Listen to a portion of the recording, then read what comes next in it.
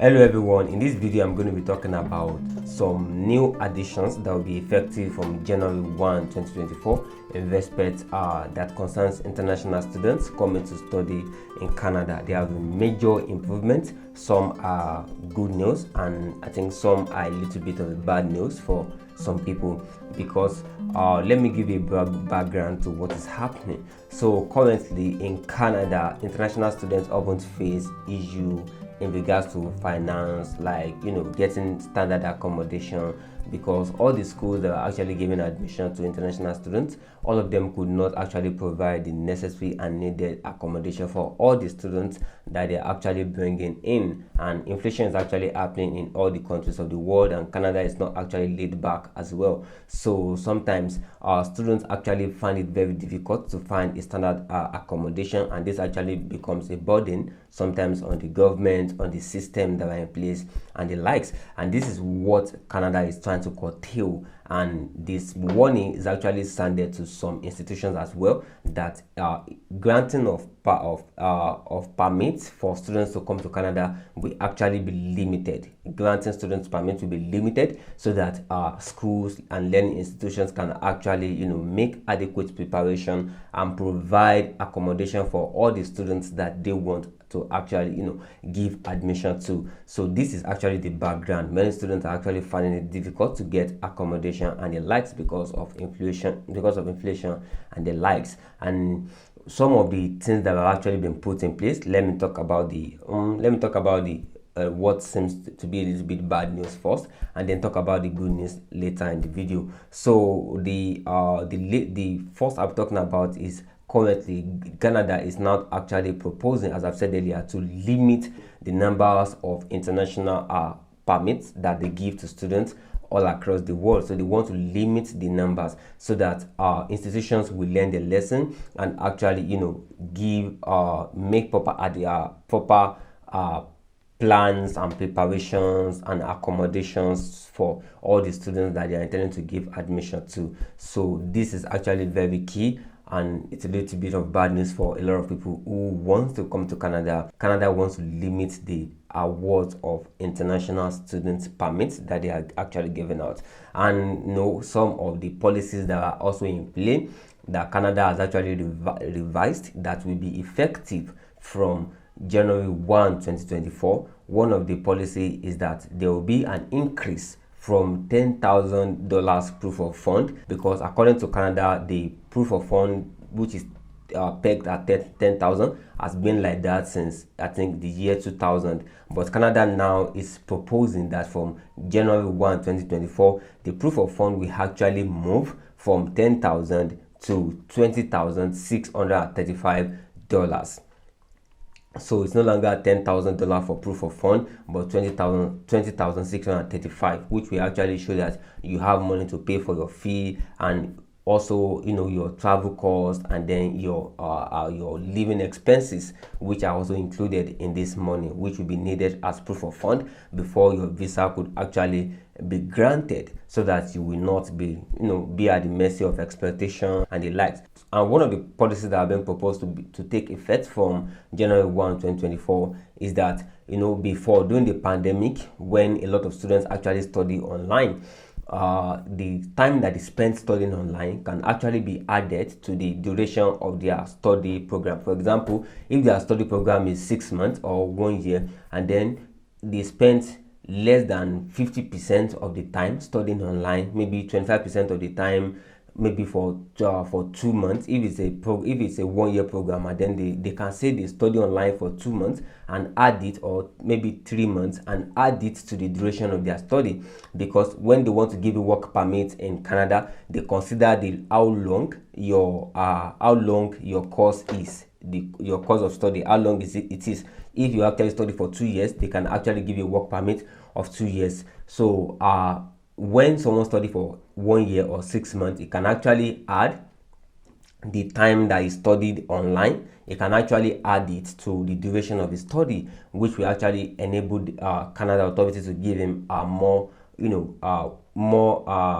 time on his work permit, based on the time that he had it, maybe 3 months or 4 months, which actually means that it has to be less than 50% of the study program. That if your study program is 2 years, you cannot say you study for 1 year, but you can actually say you study for 4 months or 5 months, which is less than 50% of the duration of your study, because many students actually studying abroad because of the pandemic. People cannot move to Canada, so they actually study online. They do a lot of coursework online as well, so they can add this time to the duration of their study, which will actually enable them, when they are applying for their work permits, to actually get more time on their work permit. But right now, Canada says many people are no longer studying online. Many of their students are actually studying in person because the restriction has been lifted. So this is actually being cancelled right now, but it's not stopping immediately. It will stop for people who begin a study program after September 1, 2024. So this is a change. It will actually be in effect from September 1, 2024. So the time you spent online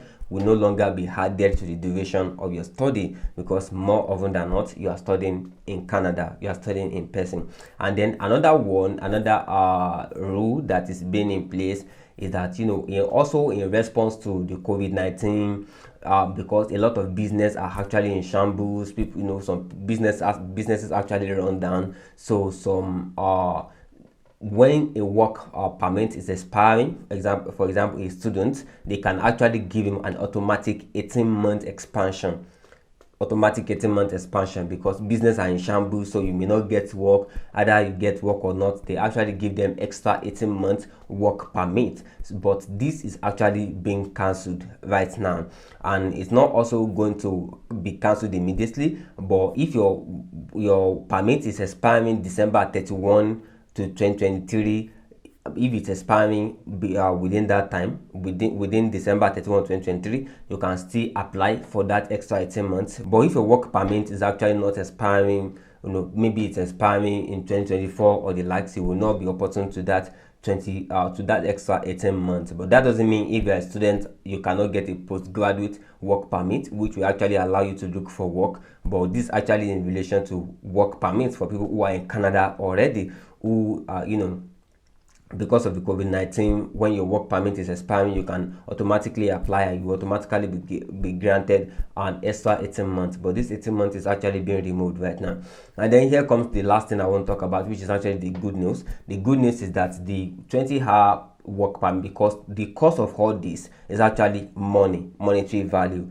The money that people earn as students is not, because of inflation, people are not able to balance their life and a lot of other things. So currently, Canada is proposing to extend the 20-hour per week work when school is in session to 30 hours. So if you're in Canada already, or you've actually applied for a study permit, you've submitted a study permit as at December 7, 2023, you will actually be able to work 30 hours and not 20 hours. But if you submit your study permit application after December 7, 2023, which is already after right now, you will not be part of this policy. But it's actually a policy that's being reviewed to make this policy permanent. Canada wants to extend 20 hours per week work while school is in session to 30 hours. So this is actually great news that can actually make people work more, earn more, and be able to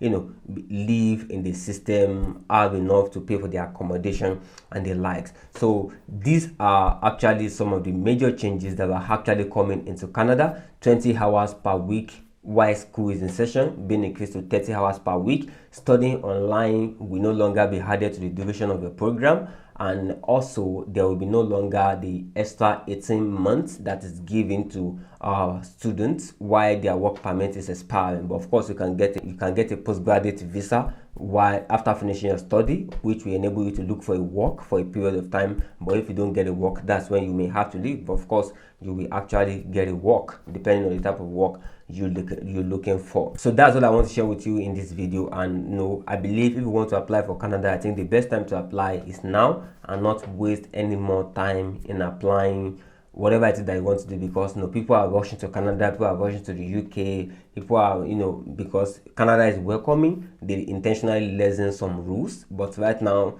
they actually also see the other side of the rules, that they actually make more easier for international migrants to come into the country. They are seeing some downsides, and they want to actually mend those sizes, and mending those sizes mean they are going to reduce the allocation of visas and the likes. So if you want to apply to Canada, I think the best time to apply is now. You shouldn't wait anymore. You can get different advices from do your research, get right information, be abridged with the immigration laws, because it's continuously changed. So you want to be at the hem of information. So that's what I want to share with you in this video. If you love this video, kindly like this video, kindly share, kindly subscribe to this channel. We are bringing information such as this, and hopefully see you in subsequent videos.